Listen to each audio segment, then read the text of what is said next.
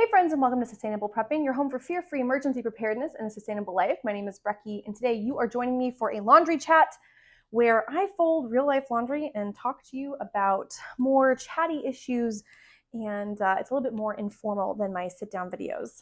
I am behind on a lot of my laundry because we've had sniffles go through the house. My husband is out of town, and so it's just me with all four kids, and one of the toddlers has sniffles. If you've been following me on Instagram, you have probably seen this. So if you don't follow me, you can check me out over on Instagram at sustainable_prepping. I'd love to have you join me over there. I'm trying to keep up with my stories, telling you about how things are. But today I am getting into just some chitty chatty things, and I wanted to talk about how I got involved in emergency preparedness and frankly sustainable living, and how those are actually an overlap for me. That Venn diagram, it isn't a single circle, but man, those two circles overlap a lot in my particular worldview in life. And this gives you a little bit of background about me. So it's Vlogmas. Why not give you the gift of a little bit about Brekke? I don't know what you can hear. You might hear my toddler coughing. I am trying out a new microphone to see if that works, but I do have a toddler who is watching Sid the Science Kid right now while we fold laundry. So I may have to take a few breaks and, do mom stuff. Okay, so what is my journey into emergency preparedness? The first thing is really to say that my family weren't preppers. That is not a term that my father would ever have used. In fact, we knew people who were like end of the world apocalypse preppers and had like probably, I wouldn't be surprised if one of them actually had a bunker, but they certainly behaved like doomsday preppers on TV. And so, if you said prepper, that's what you meant. And we were definitely not that. But we grew up with a lot of emergency preparedness as just a part of everyday life. And you can hear my dryer going off. And so real life, I really am doing real life mama stuff. And that experience of growing up with a lot of emergency preparedness as normal life has really shaped a lot of my worldview. My dad was in his 40s when he had kids. My dad was born in 1943, so like he's old. Like he's a pre-baby boomer. He was born during the war, okay? But he just believed you got to be just sort of ready for everything. He's from backwoods Minnesota, so it's cold and people die from cold, so you have to be serious about being prepared for things. His grandparents were immigrants from Norway, hardworking farmers, butchers, that kind of deal. And so my dad always kept like a case of MREs in a closet. So I think it was like maybe 5 days worth of meals for our family of 4. And he always kept 2 to 3 jugs, like 5-gallon jugs of water, and he knew how to get the water out of the water heater in case there was a storm. And our neighbors had a pool, and my dad had like a filter that could get the chlorine out. So not the kind of prepping that you see on YouTube with the gadgets and the gears and the boxes and the bug out bags, like none of that.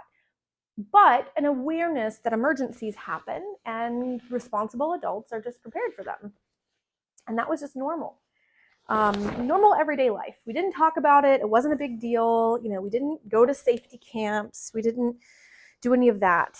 But we did have those basic preparedness pieces in place, which is one of the reasons why I often don't call myself a prepper. I call myself, I'm involved in emergency preparedness, because the mindset that I grew up with was a lot different than the prepper mindset, which is very apocalyptic prepping. If you say prepper, most people think of doomsday, not everyday emergencies, right? So that was kind of the water in which I swam, if you will. I also grew up as a living history reenactor. So I grew up as a 1740 to 1840 non-military living history reenactor, which means I dressed up in the calico dresses and the bonnets and the bodices and the petticoats and all the deal, and did non-military, so we didn't reenact battles, American history. And it's the reason that I went to school to become a historian. I thought I would probably work at a museum one day. Didn't take that path. Took a very different path. But I love history, and I think history is so unappreciated and so underutilized. And a lot of people who say they love history don't, because they don't actually know their own history and they don't know how to read history. But that's another video. I can rant on that another time. But I was a living history reenactor. So I learned how to cook over an open fire, to build a fire, cook over an open fire in cast iron, wash dishes by hand, use candles and candlelight and lanterns, right? Oil lanterns and things like that. A little bit of sewing, understanding, food, some food preservation, though canning was like not on my radar until well into my 20s. I grew up in the South. My mom's family is all from Alabama. My dad's family is all from Minnesota. So very simple background. Okay. I am from the city. I am from Atlanta. I didn't grow up on a farm, didn't grow up rurally, had zero interest in ever living rurally until later in life. But that is my background. Preparedness was just a part of it. And not because we had a root cellar, not because my mom canned. My mom didn't really do much cooking at all. For her, cooking was either, vegetable soup that you'd eat on for 3 or 4 days, or a Stouffer's lasagna in the oven, right?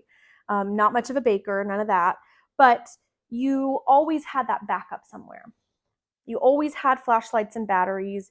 You always knew where the fire extinguishers were. That kind of just common sense preparedness, really, like just common sense. None of it was gadget oriented. None of it was alarmist, just common sense preparedness. Okay, so let's take it back to, I was living in California. I didn't have any preparations. I didn't have any earthquake prep. I had like a flashlight, but I didn't have any water. I didn't have any food. I was interested in homesteading, so I started getting into canning and a little bit of bulk purchasing. I was a vegetarian at the time, so quite a bit of rice and beans and things like that, but nothing huge and nothing dedicated. I didn't even have like a 72-hour kit. Like, I didn't have a go bag. I didn't have a plan. This was about 2015. And I was watching the presidential race continue to intensify, and frankly, began to realize that it was a possibility that Donald Trump could win. And I also knew, living in California, it's a very blue state, and he would not carry California, and he would resent the state. And if a major earthquake happened in a Donald Trump presidency, I had no doubts in my mind that he would punish California by withholding aid. Even if it was just hours of aid with being withheld, he would do that. That's his personality. And I don't think I was wrong. So I began reading about prepping, and I began to tiptoe into the waters of prepping as an extension of general preparedness. FEMA has some good recommendations, but they're really based around the 72-hour kit model. They've now actually extended it to 7 days for everybody and 10 days if you live in an earthquake, or in a hurricane zone. And I think that that's actually why 72 hours is really, when I say bare minimum, it's barely the bare minimum. Really, a 7-day, you should have a 7-day kit. If we're talking about basic kits. Anyways, I started reading about all that stuff. I had done some volunteer work with FEMA. I actually was a certified first responder for chemical and biological warfare issues when I was in high school, because I'm a giant nerd. So this stuff is really ingrained. I knew better. I just wasn't doing it. So, okay, how do I put all this stuff into practice? How do I build my own 72-hour kit? How do I plan for longer emergencies? How do I plan to get a home safe bag or a bug out bag? And at the time, I could walk to work, so I didn't really need a car kit at that particular point.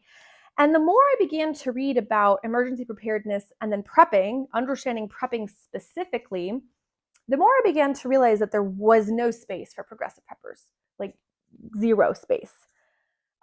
There was a blogger, I'm sure she still blogs, and no shade on her, but she's the organic prepper. And I started following her blog and thought, great, if you're an organic prepper, like, you got to lean a little bit left.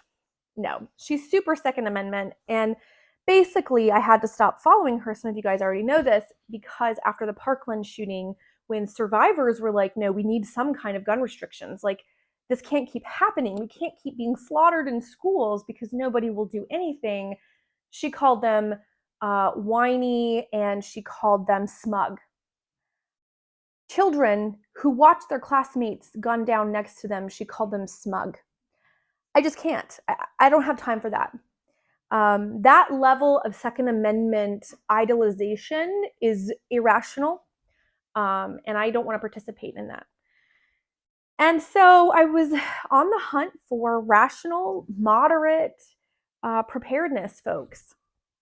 A couple of websites, of the liberal prepper, they're defunct. They went defunct, in the mid 2000s. So they weren't putting out new content in 2015, 16, 17 when I was accumulating all the content. I talked with my dad and I talked with some military friends of mine and gathered quite a bit of information about preparedness from a military standpoint and mindset. And frankly, I've lived in a lot of places that have required me to become much more adept at military or at emergency preparedness. And so my journey was preparedness is a way of life that we just do. And I'm a living history reenactor, so living primitively for 4 days, at a time, 10 days at a time for big campouts, had me realizing the privileges of working lights, right? Electricity and central air and central heat and running water. All those things are a gift. And I knew that. I've done work in international settings. So India, Guatemala, Nicaragua. I lived in Cambodia for almost 4 months. I know that the majority of the world doesn't live like we do here in the United States. And we can't continue to live the way that we do in the United States, hence my interest in homesteading. But we're going to see more and more emergencies. At the time, I was motivated by fear. When I first started way back getting into prepping as a hobby, I was motivated by fear. I was 100% motivated by fear. And when I realized, one, I had a whole lot of knowledge that even like people who've been prepping for decades didn't have because they don't have experience in living without. Like the fact that I lived in Southeast Asia literally with no electricity or any of that for months. Not that I lived primitively, because we had running water and we had electricity that would come on for a portion of the day so we could get work done. But like I went out to rural villages, like that was my work. I was in development. That is going to give me an edge. But somebody who's always lived in the suburbs has always lived in the country, but with working electricity, except for, every couple of years, the power goes out for a day or two, and oh no, we got to turn on the generator. Like, they don't know. You can read all the prepping books, but not know. And I think that gives me an edge. I think understanding how food storage works and beginning to have an eye towards the supply chain and thinking about it rationally and not being motivated by hyper partisan beliefs gives me this edge, which is why I decided to start teaching it. Because all of my progressive and even moderate friends, none of them were prepared for 2020. I saw the virus coming. I had my ear down to some of the prepping networks. We knew about it in December. So in December, in January, in February, I was doing these stock-up hauls. And my husband, in mid-February, we were getting ready to go on a big trip down to Georgia for my twins to meet my grandparents and everything. And my husband said, "Sweetheart, why are we going grocery shopping? We're going to go be gone for like 4 days." And I said, "Babe, there's this thing. I keep telling you about this thing, and I will feel better if we have," I forgot about the mic. "I will feel better if we have this extra food on our pantry shelves." And my husband was like, "Okay." But do you know something? 24 to 48 hours after we came back from that trip to Georgia to visit my grandparents and my parents and my aunts, who all still live there, the first lockdown was enacted. And we weren't panicking and going to the store. I think we bought extra milk. I think we bought extra milk and extra formula. And that was it. That was the only things we bought. And it's not because I'm better. It's not because I'm a better human being. It's because I was paying attention. I was watching and listening critically. I already had a really good pantry because of where we lived in West Virginia. If there was a big snowstorm, we could be without power and food for a week at least. And so I already had all that in place. And I watched over that year as none of my friends were ready. And I would post these Facebook posts and be like, "Friends, now is the time. If you're not somebody who keeps a stocked pantry, go get yourselves 4 weeks of everything that you need to get through. Just go do it." And I got messages from friends of mine from college, sorority sisters of mine, who were like, I did the thing because you told me to, and I wouldn't have otherwise. And it saved us. It saved our family from going without, from literally like having to beg, steal, or borrow, basically, because our pantry shelf, like the grocery stores, were overrun. People panicked, and you got us ahead of that panic. And that's when the seed of teaching emergency preparedness was planted in my brain. I'm a teacher naturally. I was a college lecturer for 7 or 8 years, and I love teaching people things. I love education. I believe in education. I like learning for learning's sake personally because I'm a nerd, but I just love teaching, and I think I'm a good teacher. My evaluations have always said that I was a good teacher overall, and so I thought, let me come and teach. All this information that I've been gathering, I've been putting into practice, I've been using to maintain a working pantry, to figure out how to have a realistic pantry when, preppers are all like, just get a year's supply of this. And even the Mormons, who are as a single unit, if you're getting into emergency preparedness from the very beginning, the Mormon Church, the Church of Latter-day Saints here in the United States, has the best free information as far as the basics, because preparedness is a part of their religious beliefs. Now, I'm not a Mormon, I'm a Presbyterian, but they were, really instrumental in me educating myself about calories and about grains and about poundage and about sugars and fats and shelf stability and canning and shelf life and rotation and cooking with food storage. Like, that was the free content that for me was much more tolerable than a lot of the hyper partisan nonsense that was on YouTube and in blogs at the time. So I've read a lot of Mormon stuff. I've purchased through the Mormon home canneries. I want to visit one day. In fact, there's one that's not far from where we've moved. So when I can save up some money and actually go spend a bundle, I want to go and get some things. But the long and the short of it is I saw a need for moderates, for progressives, for apolitical people who are not conspiracy theorists. Who is teaching and who is talking about emergency preparedness? The only channel that I can confidently recommend that is a strict emergency preparedness channel, that's all he does, is Chris at City Prepping. And even sometimes his conservatism slips out. He's a California conservative, which makes him a moderate overall. And it's usually around the Second Amendment. But aside from that, he is the only major voice. Now Nate from Canada Prepping has gotten on board, but he wasn't in the beginning. But Chris from City Prepping is one of the only voices talking about climate change and telling preppers who, as conservatives, have pushed against the idea of climate change. Like, they have vehemently opposed the belief that climate change is a thing. And he's like, y'all, this is happening. This will be the biggest thing. If we don't die and kill ourselves in a nuclear war between now and like the next 5 to 10 years, climate change is coming. And he was the only one. Canada Prepping I followed for a while. I just can't. He's got such terrible clickbait stuff, and he always has, but it's just been, World War III is happening. He says that at least once a week. He has since April. And that alarmist, which gives him views, he makes money on that fear. And I'm calling him out because he's so huge that he's not going to be impacted by somebody, who has less than 2,000 subscribers. Like, what I have to say is not something he will care about. But I'm calling him out in his ilk because there are other channels that are bigger or just as big that do the same thing. They're making money on your fear, and I won't do it.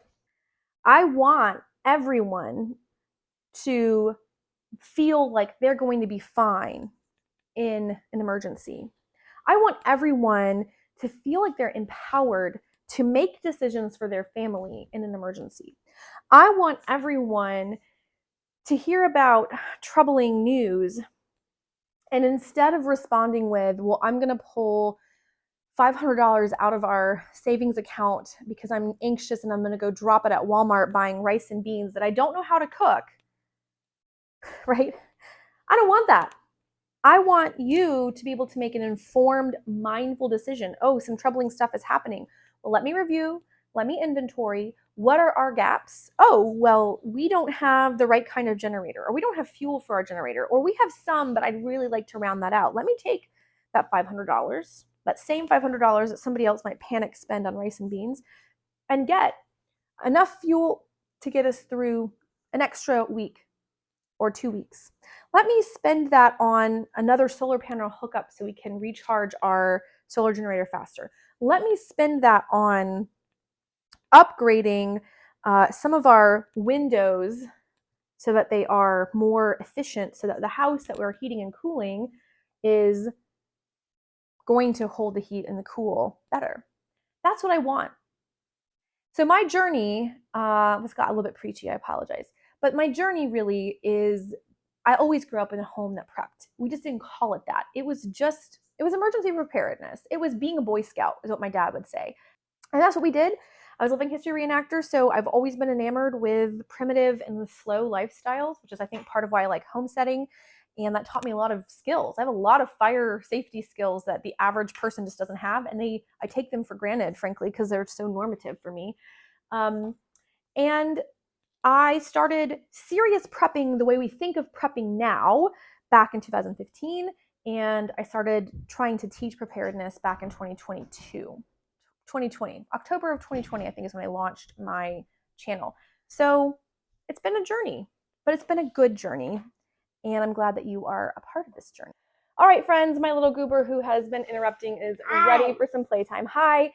If you like this video, please consider liking the video and subscribing to the channel, sharing with a friend. And don't forget, we're going to be rolling through Vlogmas, so I'll be making another video. If not tomorrow, I'm not sure where my lineup, it will be very soon. Whoop, whoop, whoop, whoop, whoop, whoop, whoop. Thank you guys for watching. Check me out over on Instagram. All the links for everything is down in the description. Can you say bye-bye? Bye-bye. Oh, you can hear her little cold. Bye-bye, and until the next video, happy prepping.